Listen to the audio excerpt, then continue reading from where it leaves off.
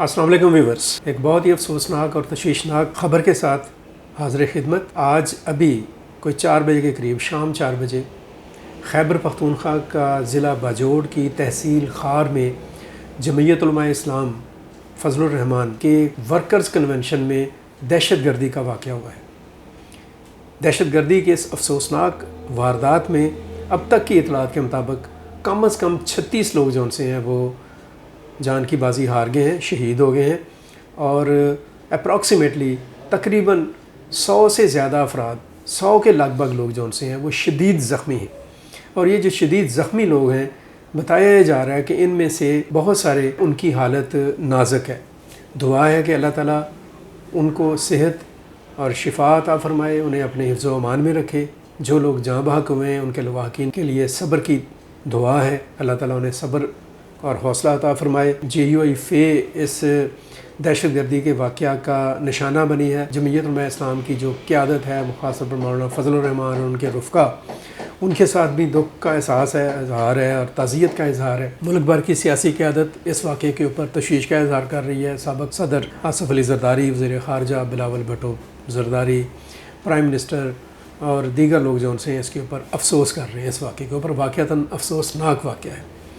लेकिन अगर हम इस वाक़े को देखें और इसकी मुख्तलिफ़ जहतों पर नज़र डालें तो दुख से ये बात कहना पड़ती है कि ये वाक़या हमारे लिए या हमारे मुल्क और मुआशरे के लिए ये कोई पहला वाक़या नहीं है। जब से ख़ास तौर पर अफ़गानिस्तान जो है वो अनरेस्ट है।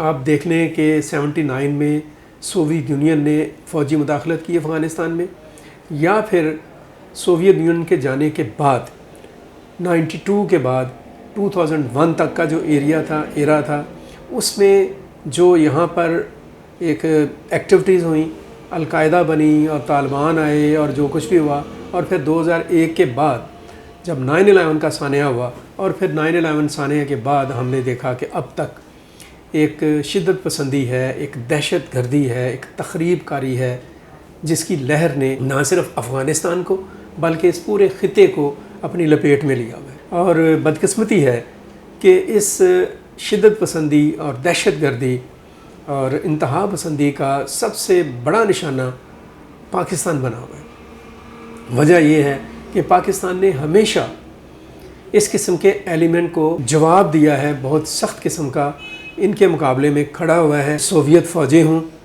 तब भी पाकिस्तान अफ़गानिस्तान की सालमियत, सलामती और ख़ुद मुख्तारी के लिए एक मजबूती के साथ सामने आया। सोवियत फ़ौजों की वापसी हो तो उस वापसी के दौर के बाद 92, जैसे मैंने अभी जिक्र किया, 92 से 2001 तक जो यहाँ पर एक चेंजेस आई ख़िते में, अफ़गानिस्तान में, उनमें ही पाकिस्तान ने इलाके को दहशत गर्दों से, इंतहा पसंदों से, जंगजुओं से बचाने की पूरी कोशिश की।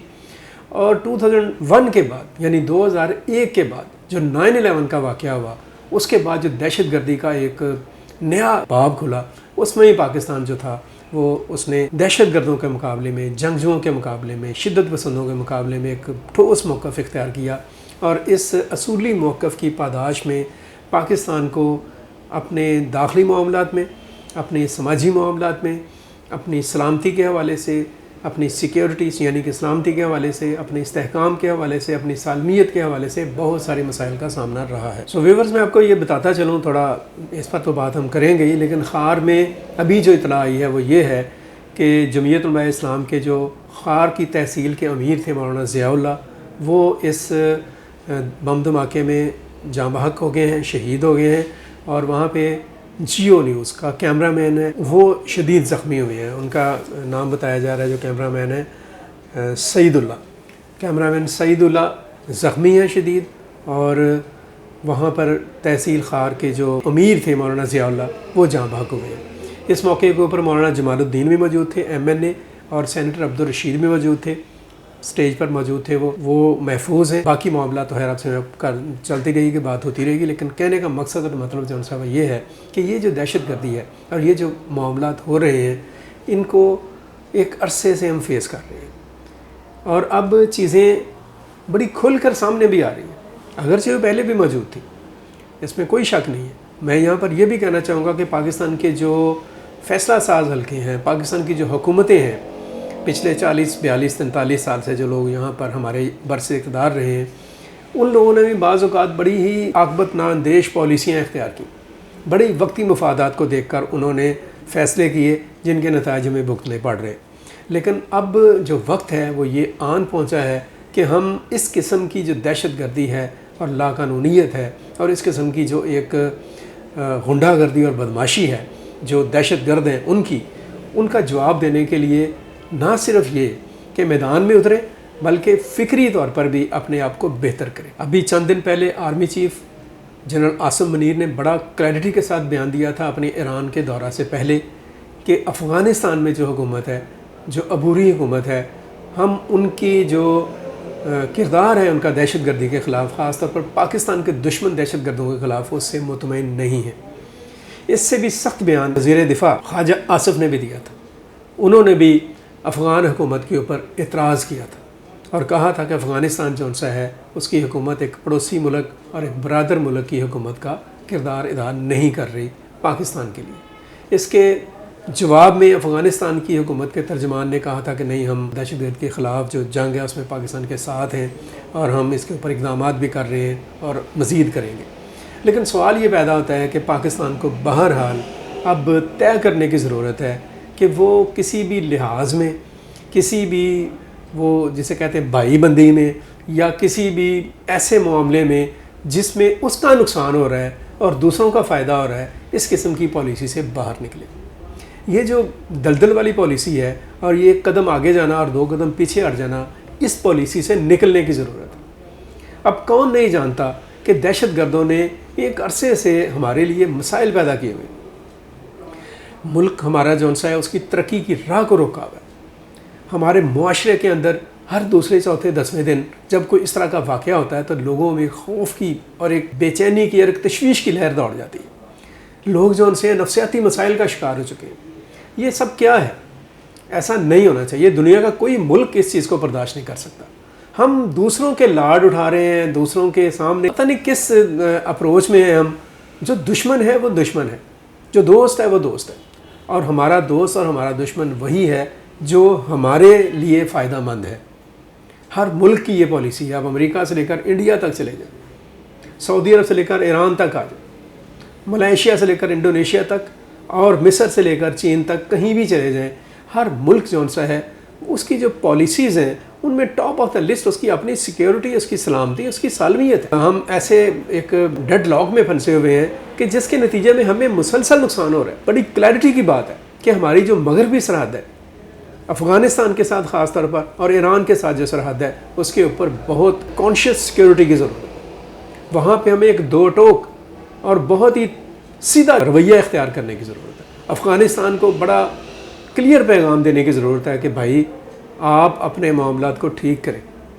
آپ کی سرزمین کے اوپر اگر پاکستان کے دشمن عناصر بیٹھ کر منصوبہ بندی کرتے ہیں، وہ بیٹھ کر پاکستان کے خلاف سازش کرتے ہیں اور دہشت گردوں کو تربیت دیتے ہیں، ان کی پشت پناہی کرتے ہیں، ان کو پیسہ دیتے ہیں اور ان کو سرحد پار کر کے پاکستان میں بھیج کر ہمارے امن و امان کے لیے مسائل پیدا کرتے ہیں، تو ایسے لوگوں کو یا تو آپ لوگ روکیں یا پھر ہم خود روکیں گے۔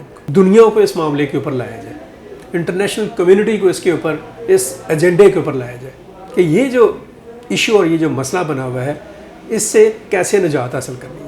یہ کوئی طریقہ نہیں ہے کہ امریکہ بہادر ہو یا کوئی بھی ملک ہو، جب اس کو اپنا مفاد ہوتا ہے تو وہ لاؤ لشکر سمیت یہاں پہ آ جاتے ہیں، اور جب ان کے مفادات پورے ہو جاتے ہیں تو یہاں سے بھاگ جاتے ہیں اور مڑ کر بھی نہیں دیکھتے ہیں، اور جو حالات ہوتے ہیں ان کو بھگتنا جو ہے وہ پاکستان جیسے ملکوں کو پڑتا ہے۔ مجھے اس چیز کا جواب دیں، آپ کوئی بھی جواب دیں اس بات کا کہ 35-40 لوگ جن کی اب تک شہادت کی اطلاعات مل رہی ہیں، خدا نہ خواستہ یہ واقعہ انڈیا میں ہوتا، یہ واقعہ امریکہ میں ہوتا، یہ واقعہ دنیا کے کسی ملک میں ہوتا، تو کیا وہ لوگ اس واقعے کو برداشت کر لیتے، ہضم کر لیتے اس واقعے کو؟ ہم کیسے لوگ ہیں؟